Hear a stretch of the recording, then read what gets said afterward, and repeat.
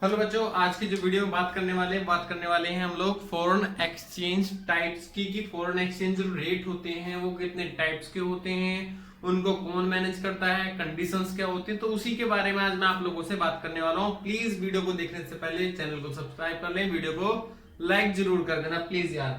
अब next topic की बात करें तो कहता है कि जो फॉरेन एक्सचेंज रेट है वो होता क्या। लास्ट क्लास में मैंने आप लोगों को बताया था कि फॉरेन एक्सचेंज रेट जो होता है दो अदर कंट्रीज की करेंसी के बीच में जो लेन देन होता है उसी लेन देन के रेट को हम फॉरेन एक्सचेंज बोलते हैं।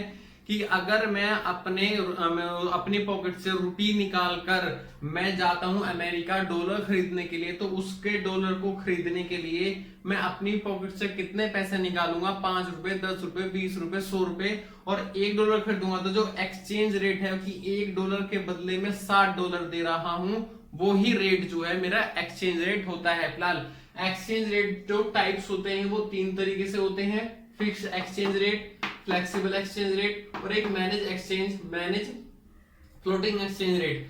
ये चलाते किसके द्वारा है बच्चों? देखो, ये होता है फिक्स्ड बाय द गवर्नमेंट, यानी कि सारा का सारा जो लेन देन होता है आप लोगों का फिक्स एक्सचेंज रेट के अंदर, उसके अंदर जो रेट डिसाइड करा जाता है उसमें हम और आप बैठ के डिसाइड नहीं करेंगे। सिर्फ कौन करेगा? हमारी गवर्नमेंट ही डिसाइड करेगी कि हमें किस किस देश की करेंसी को कितने रुपए में खरीदना है और कितने रुपए में बेचना है। फिलहाल जो फिक्स एक्सचेंज रेट है उसको हम एक्सटर्नल स्टैंडर्ड्स के ऊपर डिफाइन करते हैं, जैसे कि मैंने लिखा हुआ है गोल्ड, सिल्वर, मेटल और बहुत सारी चीज, जैसे कि जो इंपोर्टेंट चीजें होती हैं किसी देश के अंदर, जो जैसे कि सोना है वो मेरे देश में है तब भी वैसा ही है और सामने वाले के देश में तब भी वैसा ही है। तो हम जो है सोने के बदले एक्सचेंज रेट कर लेते हैं, तो उसे बोलते हैं हम लोग फिक्स एक्सचेंज रेट। और दूसरा, अगर कोई किसी कंट्री के साथ में हमारा एक्सचेंज रेट जो है वो किसी गोल्ड या सिल्वर के ऊपर डिसाइड किया जाता है, तो उसे पैरिटी वैल्यू भी बोला जाता है।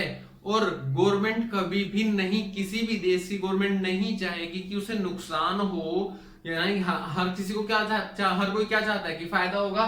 तो उसके लिए वो क्या करता है कि उसके अंदर जो चेंज होते हैं वो बहुत छोटे छोटे चेंजेस होते हैं, ज्यादा बड़े बड़े चेंज नहीं होंगे। क्योंकि अगर ज्यादा बड़े बड़े चेंज होने लगे तो हम दूसरी कंट्री के साथ में कुछ दिनों तक अपना संबंध तोड़ देंगे एक्सचेंज के लेने देने का, जिसके लिए क्या होता है सिर्फ छोटे छोटे वेरिएशंस इसके अंदर हो सकते हैं जो कि गवर्नमेंट अलाउड करती है। वहीं अगर बात करें फ्लेक्सिबल एक्सचेंज रेट की, तो भैया फ्लेक्सिबल एक्सचेंज रेट के अंदर मार्केट में हम और आप कि एक चीज में कितने में बेचना चाहता हूं और आप कोई चीज कितने में खरीदना चाहते हैं, मैं और आप दोनों एक दूसरे के लिए बोली लगाएंगे और वो बोली जो होगी वही बोली जो होगी हमारी फिक्स फ्लेक्सिबल एक्सचेंज रेट कहलाएगी। भैया मैंने अमेरिका से जाके सीधा सीधा बोला कि मेरे को ये माल बेचना है, 60 रुपए का माल बेचूंगा। उसने बोला नहीं मैं तो 50 का खरीदूंगा। तो हम दोनों की जो बात हो गई वो 55 पे डिसाइड हो गई। तो वो जो डिसाइड है उसमें कहीं गवर्नमेंट का रोल तो इन्वॉल्व नहीं हुआ, और अगर कहीं गवर्नमेंट का रोल इन्वॉल्व नहीं हुआ तो वहां पे किसने किया कि मेरे को डिमांड कितनी है, सामने वाले को सप्लाई कितनी है, तो उसी चीजें depend on the demand and supply. यानी कि जो फ्लेक्सिबल एक्सचेंज रेट है वो किसके ऊपर डिपेंड करता है? केवल मार्केट कंडीशंस के ऊपर। और मार्केट की कंडीशन किसके ऊपर डिसाइड होती है? हमारी डिमांड और सप्लाई के ऊपर ही बेस होती है। फ्रीली फ्लक्चुएट, यानी कि इसके अंदर मुझे किसी के साथ में अपने देश की करेंसी को लेन देन के लिए किसी तीसरे पर्सन की आवश्यकता नहीं होती।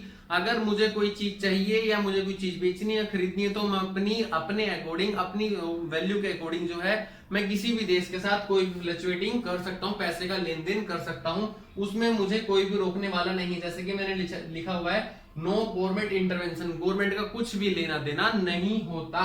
दूसरा, कंटिन्यू चेंजिंग, भाई जैसे कि इसके अंदर स्मॉल वेरिएशन है ना, तो इसके अंदर छोटे बड़े सारे चेंजेस हो सकते हैं, और कंटिन्यू जो रेट है हमारा up down up down up down चलता रहता है। आई होप तो बात समझ में आ गई होगी। और प्लीज यार मैं बार बार आप लोगों को याद दिलाता हूं, मेरा चैनल प्लीज यार सब्सक्राइब प्लीज कर लीजिए।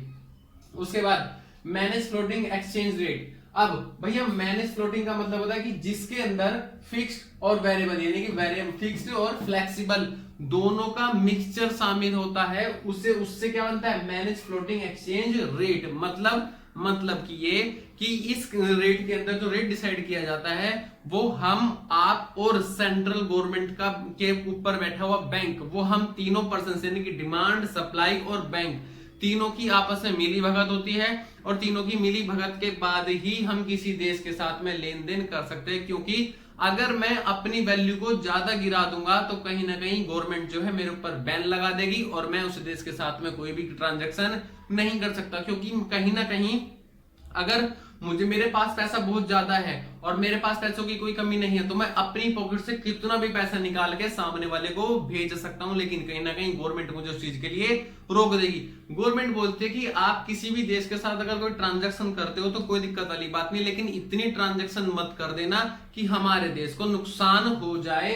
तो कहीं ना कहीं मैंने यहाँ पे लिखा है मिक्स। मिक्स का मतलब है इन दोनों की मिली भगत, यानी कि डिमांड एंड सप्लाई और गवर्नमेंट दोनों का रोल यहाँ पर प्ले होता है। मैंने लिखा हुआ है इंक्लूड सेंट्रल बैंक, जो इंडिया का क्या है RBI, and also demand and supply. कहीं ना कहीं जो डिमांड एंड सप्लाई है वो हमारे देश की फ्लोटिंग रेट को भी अप डाउन करता है। जो कहते हैं ना हमारा रेट कभी भी बढ़ जाता है कभी भी घट जाता है, तो उसके अंदर जो बात होती है वो यही बात होती है। रेट कौन डिसाइड करता है? गवर्नमेंट। और डिपेंड किसके लिए करती है?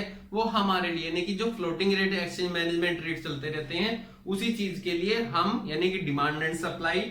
और दूसरी बात जो सेंट्रल गवर्नमेंट बैठ के आपस में डिसाइड करती है कि सामने वाली कंट्री से हमें किस रेट के अंदर जो है अपनी मनी को एक्सचेंज करना है। Thank you. और प्लीज यार मेरी वीडियो को प्लीज लाइक करो, चैनल को सब्सक्राइब करो। Thank you.